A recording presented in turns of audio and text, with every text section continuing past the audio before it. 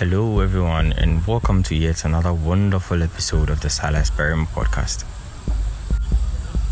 So, today, the topic I'll be speaking about is dubbed the useless spinning wheel.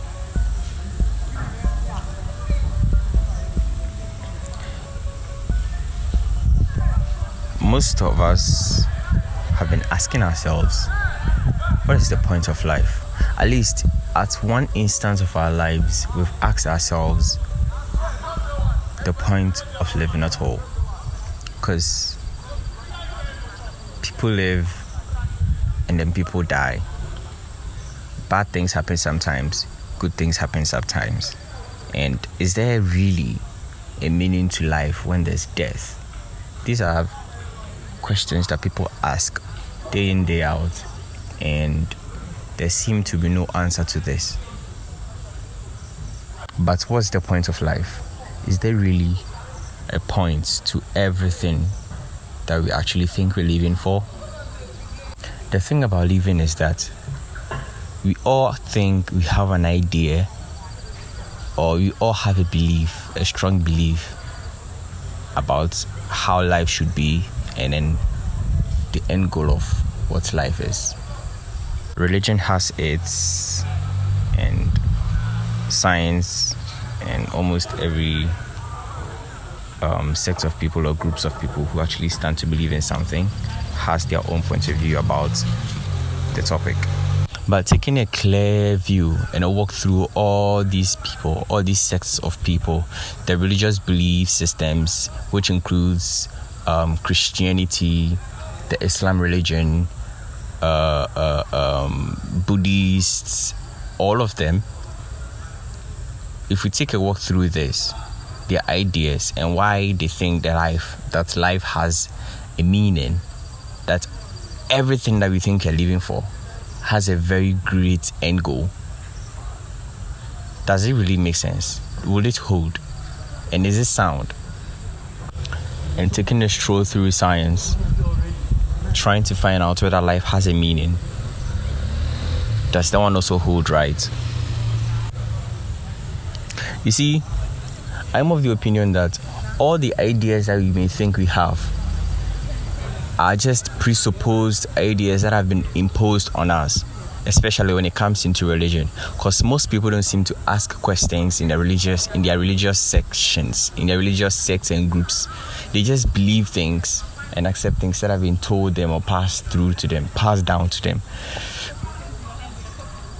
But science holds a very wonderful key into the meaning of life. Science defines life, and then we see that basically everything that encompasses life has this ability to undergo some processes called the life processes, which when we were in school we used to actually abbreviate as Mrs. Green: movement, sensitivity, growth, and blah blah blah, excretion, all those stuff. So far as you have an organism, right, so far as you have anything at all that goes through these stages, then such a thing is said to have life, right? Great. Now, my question is, what's the point of life when you don't have life anymore?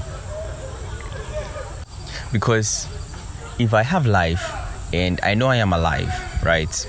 Everybody can see that I'm alive. I'm walking about and breathing and talking to people and experiencing this user interface, which we've already discussed in our previous episode, determinism and non-determinism, the essence of life in determinism and non-determinism. Then we get to know and understand that this whole universe that we see and interact with is just a user interface. So if you no more have an access to the user interface, and then you can't interact with people anymore through this user interface that we have called the outward reality that we're actually seeing right now, then what's the point of life again? There seems to be no point of life now, because I can't live. I don't have breath. And then after that, people come up with stories that there is some sort of life which actually springs up after death. Well, Buddhists have theirs that they said life is more like a circle, right? Reincarnation. You die, you come back in another form, and then you die, you come back in another form. So me living here as a human being, I could die and come back later on in another form as a tree, or as a cat, or as a goat, and that could possibly continue my processes in life, my interactions with the natural, with the user interface, and then possibly there could be a meaning to life. But thinking about it very well, it's like the meaning to life is only linked or anchored very, very, very deeply with living. So far as you say there is a meaning to life, then you have to be alive.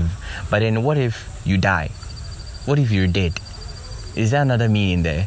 Because when you're dead, you're gone. You become, I don't know.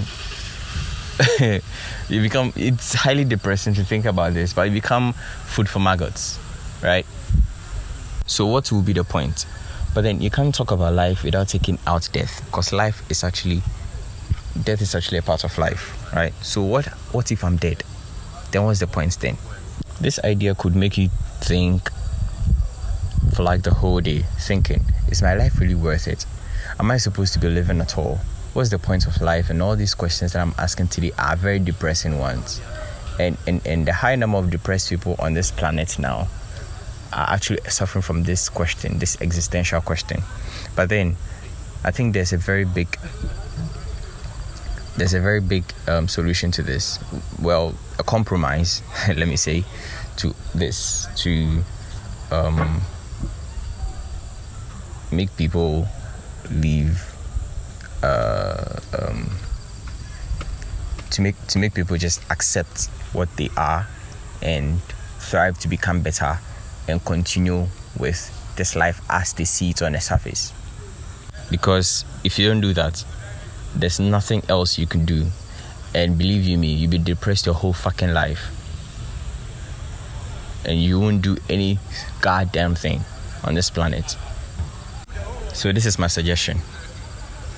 In as much as humans are going to go extinct in the near future, well, maybe not, but then I know the extinction of the race of humans is not going to come in 10, 50, 20 or 100 years. It's going to come way, way, way after. And believe you me, if you're listening to my voice now, in 100 years time, there's a chance you might not be alive. So what can you do to make sure that even after you're dead, the humans that are going to come after you, people you've connected with, will have an essence to you being alive? We'll be glad that you were alive, like Martin Luther King or Kwame Nkrumah and other great people that we know. But then before I say this, you have to listen, and you have to be open-minded. Listen, religion is not going to solve the problem. Religion is not going to solve the problem. I have much more episodes coming soon, which is going to explain why I'm saying this. But religion is not going to solve the problem. It's only going to make you feel soothed at the moment that, at least there's a point. When I'm dead, I'm going to experience some form of bliss or joy after my death. Like angels will come and sing to me, take me up to heaven, blah blah blah blah blah, and all the other bullshit that is out there. Religion isn't the problem. Isn't going to solve the problem. But then what can we do? Listen, live every fucking day of your life like it's the last. Because after it's gone, you're not going to get any. Even if you are, the time is not yet here. Right? Time travel isn't real yet. The only time you can travel, the only time you can actually do time travel is only in your mind.